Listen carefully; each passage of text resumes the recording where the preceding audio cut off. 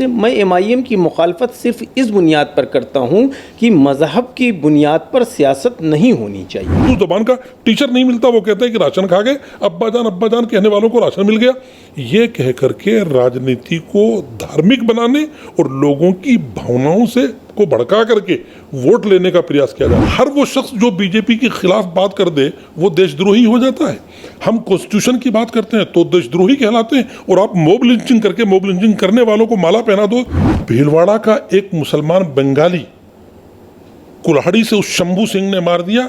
2 महीने के अंदर उसको जमानत करके बाहर लाया गया, और उसके बाद उसको बाहर निकलते ही वहां के MLA ने बीजेपी की माला पहनाई। मजलूमों के साथ इंसाफ नाइंसाफी मत करो। अगर हम ये समझते हैं कि हम मजलूम हैं, आज उत्तर प्रदेश में हमको बहुत सारा आजम खान के साथ जो माहौल बनाया गया है, इसके पीछे क्या सिर्फ एक ही शख्स है जिसने इतना बड़ा गुनाह किया कि उसको आप 2-2 साल तक जेल में रखोगे इसलिए कि उसने जौहर नाम से यूनिवर्सिटी बना दी? मौलाना मोहम्मद अली जौहर के नाम से यूनिवर्सिटी बनाना क्या इतना बड़ा जुर्म था कि आप उसको लेकर के और एक मैसेज देने की कोशिश की गई है कि हम तुम्हारे 8 बार के विधायक को, 4 बार के मंत्री को और 2 बार के MP को अगर जेल में डाल करके बदला ले सकते हैं तो आम इंसान और आम मुसलमान खामोश रहे। हम ये समझते हैं कि इस चीज़ की खामोश जवाब ही ये है कि हम इन पॉलिटिकल पार्टीज को ये समझाएं कि मुसलमानों को इतना कम मत आको, उनको इतना हल्का मत करो। ये उठता है कि 1923 में इत्तेहादुल मुस्लिमीन पार्टी बनी और उसको 2023 में 100 साल हो जाएंगे। आप जहां से आते हैं वहां से आज तक आप 6 सीट से ज़्यादा जीत करके नहीं आए।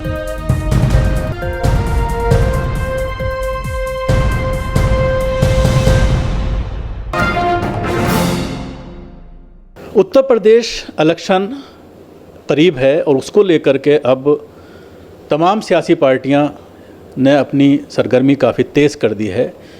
इसी को लेकर आज former student leader association Aligarh Muslim University के कुछ लीडर्स यहाँ पर फॉर्मर्स लीडर्स इकट्ठा हुए और उसके बाद एक रणनीति बनाई गई है इलेक्शन को लेकर। क्या उसमें फ़ैसला किया गया है, इस पर हमारे साथ बात करने के लिए मौजूद हैं डॉक्टर आज़म बैग साहब, जो एक्स प्रेसिडेंट रहे हैं स्टूडेंट एसोसिएशन के अलीगढ़ मुस्लिम यूनिवर्सिटी के, और अबरार अहमद साहब, अबरार अहमद चीकू, एक्स जनरल सेक्रेटरी रहे हैं। दोनों हमारे साथ मौजूद हैं, हम दोनों से बात करेंगे। चीकू साहब, और एक और मैं आपको बात बताना चाहूँगा, चीकू साहब का ताल्लुक़ समाजवादी पार्टी से है और उत्तर प्रदेश से कैंडिडेट भी हैं, और उसके साथ आज़म बैग साहब का ताल्लुक़ कांग्रेस से है। क्या कहना चाहेंगे, जिस तरह के हालात उत्तर प्रदेश में बने हुए हैं, आप समाजवादी से ताल्लुक़ रखते हैं, तो कहीं ना कहीं ये भी देखने में आ रहा है कि आपके जो मुखिया हैं पार्टी के, अखिलेश यादव, वो मुसलमानों का नाम लेते हुए डर रहे हैं। नहीं, देखिए, मेरा अपना मानना है कि हम पहले कौम के अपने लीडर बने, उसके बाद हम किसी पार्टी के मेंबर बने। जिस दिन हमें ये एहसास होगा कि अखिलेश मुसलमानों की बात करते या मुसलमानों का नाम लेते या मुसलमानों के बारे में सोचना बंद कर दिया है, हम उस दिन ऐसी पार्टी को छोड़ने में मुझे ज़रा भी देर नहीं लगेगी। हम चाहते हैं कि उत्तर प्रदेश के अंदर अगर भारतीय जनता पार्टी को हराना है और MIM जो नारे लेकर के उत्तर प्रदेश में नारे तकबीर अल्लाह अकबर लेकर के उतर रही है, तो भारतीय जनता पार्टी और MIM में फ़र्क क्या है? हमने बहुत से अलीगढ़ मुस्लिम यूनिवर्सिटी के साबिक़ प्रोफेसरों से बात किया, जो मुझे यकीन आज भी नहीं हो रहा। वो मुझसे कहने लगे कि चीकू साहब, क्या फ़ायदा किसी समाजवादी पार्टी से, उससे क्यों ना हम लोग MIM से। मैं MIM की मुखालफत सिर्फ इस बुनियाद पर करता हूँ कि मज़हब की बुनियाद पर सियासत नहीं होनी चाहिए। हम लोगों ने सारे जितने भी अलीगढ़ स्टूडेंट्स यूनियन के लीडरान हैं, मोहतरम अदीब साहब भी, सब कहीं ना किसी पार्टी में मौजूद हैं, और हम ये सब चाहते हैं एक मिल कर के एक उत्तर प्रदेश के अंदर सेकुलर निज़ाम कायम हो, सेकुलर पार्टीज़ मिल कर के इलेक्शन लड़ें। उन्हीं के साथ भारतीय जनता पार्टी और MIM या और दूसरी शिवसेना या दूसरी फ़िरका परस्त ताकतें जो उत्तर प्रदेश में आ रही हैं, ये इलेक्शन के दौरान जहर घोलेंगी। आज हमारी बात सुनने वाला कोई नहीं है, तो हम इन तमाम बातों को लेकर के खाली आज दिल्ली में कॉन्स्टिट्यूशन क्लब में मीटिंग नहीं, हम लोगों अगली मीटिंग अलीगढ़ में करेंगे, लखनऊ में करेंगे, उत्तर प्रदेश के बहुत सारे सूबों में हम लोग ये मीटिंग करके अपनी कौम को आगाह करेंगे कि अगर ये सारी पार्टियाँ, उसके लिए क्या जो सेकुलर पार्टियां हैं, चाहे समाजवादी की बात करें, बहुजन समाज की बात करें या कांग्रेस की बात करें, ये 3 बड़ी पार्टियां हैं उत्तर प्रदेश में, तो क्या इनके लीडरों से भी आप लोग मुलाकात करके कि वो किसी तरह का माहौल बनाने की कोशिश करें? नहीं, मैं बिल्कुल नहीं चाहूँगा कि Aligarh Muslim university students union का फोरम किसी भी पॉलिटिकल पार्टी के लीडर के दरवाजे पर जाए कि हम बात करना चाहते हैं, हम अपनी कौम में जाएंगे, बात करेंगे। अगर उनको ज़रूरत महसूस होगी, क्योंकि उनके भी कार्यकर्ता हर जगह मौजूद हैं, उन तक खबर पहुंच जाएगी। अगर उनको हमारी ज़रूरत महसूस होगी तो एसोसिएशन पूरी उनसे बात करने को टेबल टू टेबल तैयार है। एक या एक को करके बुलाएंगे तो हम लोग जाने के लिए उसके कोई तैयार नहीं होंगे। तो क्या क्या रणनीति होगी उसको लेकर, इलेक्शन को लेकर? जिस तरह से यहाँ पर आप लोगों ने बात की है, तो क्या आम लोगों तक जाने की बात है, या जिस तरह से अदीप साहब ने भी कहा था कि पॉलिटिकल पार्टीज़ को यूनाइट करने की ज़रूरत है, तमाम लोग मिल करके लड़ें, तो उसके लिए तो आपको लीडरों के पास जाना पड़ेगा? बेसिकली चुनाव जब भी आता है तो कई सारे मुद्दे होते हैं, कई सारे इश्यूज़ होते हैं, और उसमें सभी पार्टियों को पार्टिसिपेट करने का हक है। पता नहीं क्यों पिछले दिनों जो राजनीति शुरू हुई है धर्म को लेकर की, उस धार्मिक एजेंडे का शिकार कहीं ना कहीं मुसलमान भी हो गया। हमने कभी भी इस देश में मजहब की राजनीति नहीं की, और न जिन लोगों ने की उसको पसंद किया। हम ये मान करके चलते हैं कि आज़ादी के बाद इस देश में अगर हमको बहुत एक्सेप्टेंस मिला तो उसमें हिंदू कम्युनिटी का, यहाँ की मेजॉरिटी का और अक्सरियत का बड़ा हाथ और हिस्सा है। आज भी हम उससे अलग नहीं हैं, और हमारा मजहब भी शरीयत के तौर पर हमको ये सिखाता है कि हम किसी से इस बुनियाद पर नफरत नहीं कर सकते कि वो किसी और धर्म का मानने वाला है। आज की राजनीति में जो भारतीय जनता पार्टी ने शुरू की है, और जिसको कहीं ना कहीं से महमीज हमारे ही कुछ जोश और जज्बात की लोगों ने पहुंचाई है। एक बहुत अच्छा मौका मिला था आज़ादी के बाद 70 सालों में कि हम अपने मिशन को लोगों तक पहुंचाते और अपनी बात लोगों तक समझाते, लेकिन हमने उस मौके को गंवा दिया और हम उनकी चालों में फंसते चले गए। कांग्रेस इस बात को समझ नहीं सकी कि वो जिस लाइन पर जा रहे हैं उसका नुकसान खुद उन्हीं को होने वाला है। ये बदकिस्मती है इस देश की। आज की तारीख में उत्तर प्रदेश का जो चुनाव है, सबसे बड़ी तकलीफ दे बात शकील साहब ये है कि क्या ऐसा भी कोई चुनाव, ऐसी भी कोई नारा दिया जा सकता है कि चीफ मिनिस्टर एक ऐसी बात कह करके माहौल को ख़राब करना चाहते हैं जिसका धरातल पर कोई लेना देना नहीं है। मुलायम सिंह के ज़माने में अखिलेश यादव जी की पिछली सरकार में 7% ही तो यादव थे ना, 20-22% तो मुस्लिम्स ने भी सपोर्ट किया था। आजम खां उनकी बड़ी नुमाइंदगी के तौर पर नुमाइंदा वजीर थे। कितने मुसलमानों को राशन की दुकान पर राशन मिल गया होगा? उर्दू की पोस्टें आज तक वैसी की वैसी पड़ी हैं। किसी स्टेशन पर कोई मुसलमान स्टेशन मास्टर नहीं मिलता, कहीं कोई टीचर दूसरी ज़बान का छोड़ो, उर्दू ज़बान का टीचर नहीं मिलता। वो कहते हैं कि राशन खा गए, अब्बा जान कहने वालों को राशन मिल गया। ये कह करके राजनीति को धार्मिक बनाने और लोगों की भावनाओं से को भड़का करके वोट लेने का प्रयास किया जा रहा है। हमारी कोशिश ये है, AMU स्टूडेंट यूनियन ज़ाहिर अलीगढ़ मुस्लिम यूनिवर्सिटी का एक प्लेटफॉर्म है। सर सैयद अली रहमान ने उस ज़माने में भी ये कहा था, और आपको खुशी होगी ये जानकर कि लोग अलीगढ़ को चाहे कुछ भी कहें, अलीगढ़ ने जो सर सैयद ने सबसे पहले एक टीम बना करके काम किया, यूनिवर्सिटी को ज़मीन तलाश करने के लिए जो कमेटी बनी उसका चेयरमैन राजा जय किशन दास जी थे। उस कमेटी के जिस महेंद्र प्रताप के नाम पर आज इनको जाट नेता होने के नाते वोट लेने की सूझी और यूनिवर्सिटी बनाने का ख्वाब देखा है, उनके नाम पर हम उसका सिर्फ वेलकम ही नहीं करते। लोगों को अंदाजा था कि ये लोग आज शायद इकट्ठा होकर के उसकी भी विरोध करेंगे। हमने सिर्फ वेलकम ही नहीं किया, हमने ये कहा कि राजा महेंद्र प्रताप सिंह अलीगढ़ मुस्लिम यूनिवर्सिटी के ओल्ड बॉय हैं। उन्होंने सर सैयद को उस ज़माने में 3-4 एकड़ ज़मीन देकर यूनिवर्सिटी बनाने में मदद की थी। अगर आपको ये यूनिवर्सिटी ही बनाना था, इससे पहले कल्याण सिंह 10 साल रह चुके हैं चीफ मिनिस्टर, किसने मना किया था? पहले बनाते। अब आप बना रहे हो, बहुत अच्छी बात है, लेकिन जाट समुदाय को खुश करने के लिए एक समुदाय विशेष से उसको जोड़ करके आप यूनिवर्सिटी का रंग दे रहे हो, और उसके बाद तो हम लोग इसका इस तौर पर विरोध करते हैं। नेशनल लेवल पर आप उस नाम को यूज़ कीजिए, और राजा का कोई धर्म नहीं होता, राजा राजा होता है, उसकी प्रजा होती है। आप उसको लेकर के यूनिवर्सिटी में विश्वविद्यालय बनाइए अलीगढ़ में, बहुत हम उसका वेलकम करते हैं। इसी के साथ आज जो राजनीति किसानों को लेकर के हो रही है, हम इसका इसलिए सपोर्ट कर रहे हैं, हमने आज उसको भी सपोर्ट किया, और अदीब भाई की क़यादत में बशीर भाई और हमारे जेड के फैज़ान साहब के साथ हम लोग सब उनके डेलीगेशंस के पास और उनके धरनों के में जाएंगे, ये कहने के लिए कि उनकी जो लड़ाई है बेसिकली वो अधिकारों की लड़ाई है। हर वो शख्स जो बीजेपी के खिलाफ बात कर दे वो देशद्रोही हो जाता है। हम कॉन्स्टिट्यूशन की बात करते हैं तो देशद्रोही कहलाते हैं, और आप मॉब लिंचिंग करके मॉब लिंचिंग करने वालों को माला पहना दो तो आप देशभक्त कहलाते हैं। हमारे स्टेट में हमने देखा है, भीलवाड़ा का एक मुसलमान बंगाली कुल्हाड़ी से उस शंभू सिंह ने मार दिया, 2 महीने के अंदर उसको जमानत करके बाहर लाया गया, और उसके बाद उसको बाहर निकलते ही वहां के एमएलए ने बीजेपी की माला पहनाई। ये हैरतनाक बात नहीं है? जब राजनीति को धर्म का ये रंग रूप दे दिया जाएगा तो फिर तकलीफ होगी, और हम कॉन्स्टिट्यूशन को तोड़ते हुए और दस्तूर के अधिकारों की पामाली को कम से कम नहीं देख सकते।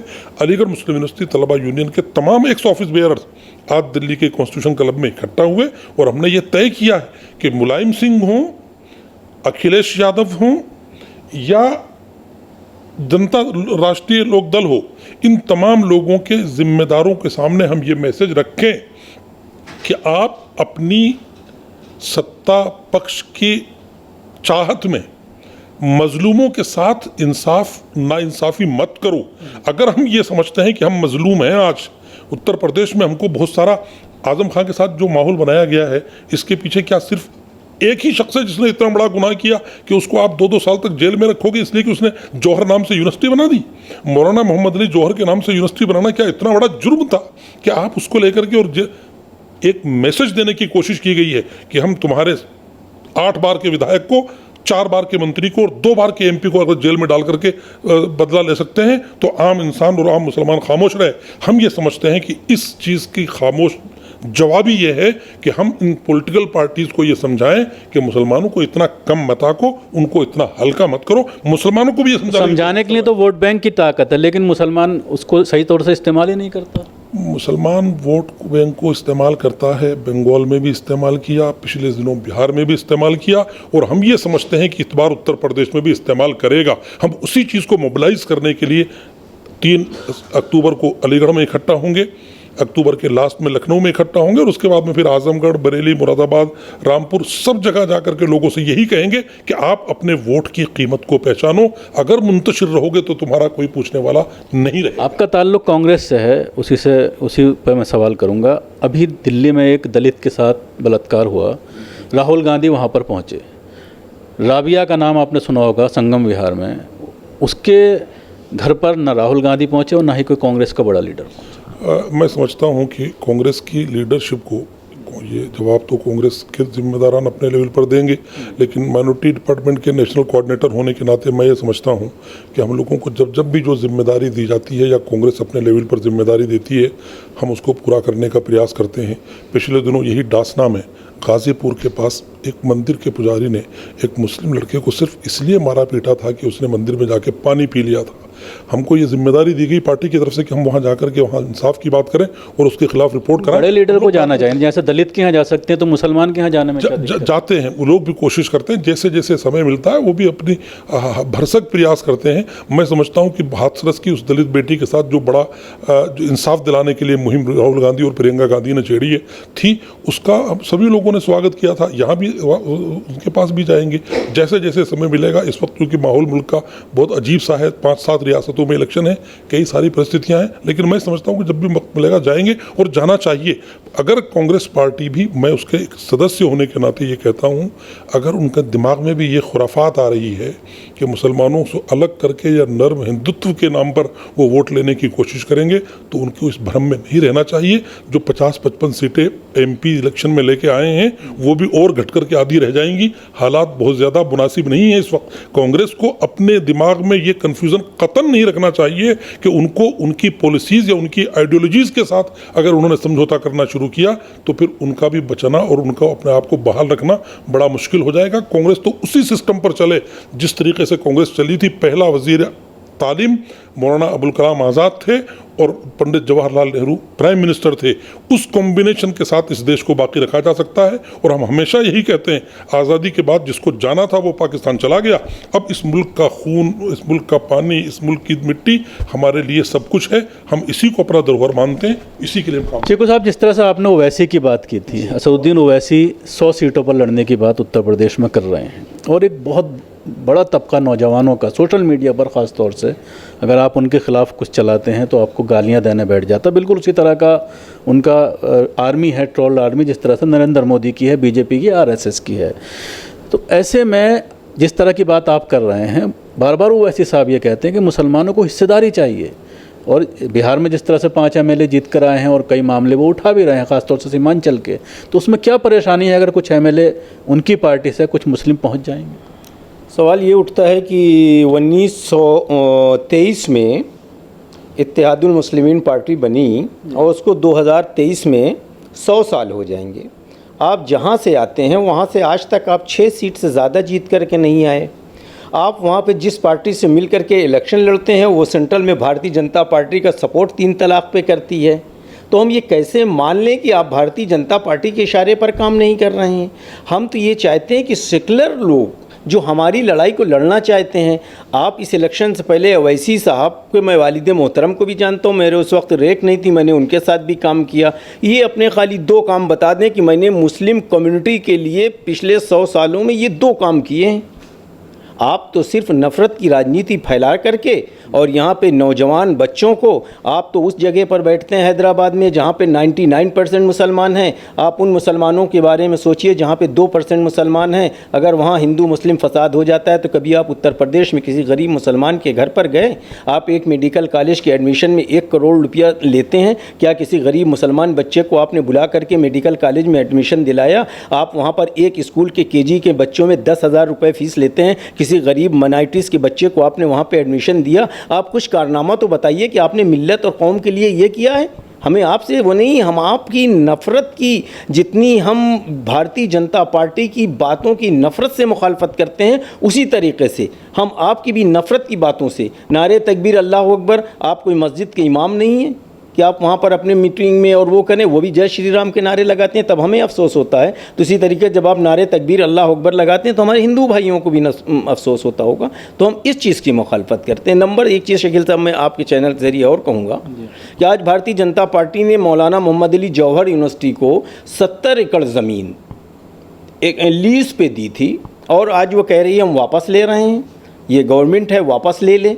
लेकिन ये क्या सिर्फ एक ही लीज की ज़मीन को? मुलायम सिंह ने 2 आदमियों को लीज पे ज़मीन दी, साक्षी महाराज को 110 एकड़ ज़मीन दी जिस पे सिर्फ उन्होंने अपना आश्रम बनाया है। इन्होंने तो 70 एकड़ ज़मीन पे एक तालीमी इदारा कायम किया। आप उनकी ज़मीन लेने की बात क्यों नहीं करते? इसलिए कि आपको मुसलमानों के बारे में ये हिंदुत्व की बात करके कि हम मुसलमानों को नुकसान पहुँचा रहे हैं, हिंदू आपके साथ लगा रहेगा, वरना आप साक्षी महाराज से भी ज़मीन वापस लीजिए। शुक्रिया। ये 2 ऑफिस बेयरर्स जिस तरह से हमसे बात कर रहे थे, आज़म बैग साहब और अबरार अहमद चीकू, इन्होंने अपनी बात रखने की कोशिश की। ख़ास तौर से जो आज मीटिंग हुई है यहाँ पर और जो एक रणनीति बनाई गई है आगे किस तरह से उत्तर प्रदेश इलेक्शन में जा कर के ग्राउंड पर काम करना है, उसको लेकर के अभी एक इनिशियल मीटिंग की गई है और आगे भी ये पूरी तरह से इसको लेकर के प्लानिंग करेंगे और फील्ड में उतरेंगे। दिल्ली से कैमरा पर्सन फैजी के साथ न्यूज़ मैक्स के लिए शकील अहमद। सभी अहम खबरों के लिए न्यूज़ MX को सब्सक्राइब करें, साथ ही बेल आइकॉन को जरूर दबाएं। लाइक, शेयर, कमेंट करना ना भूलें।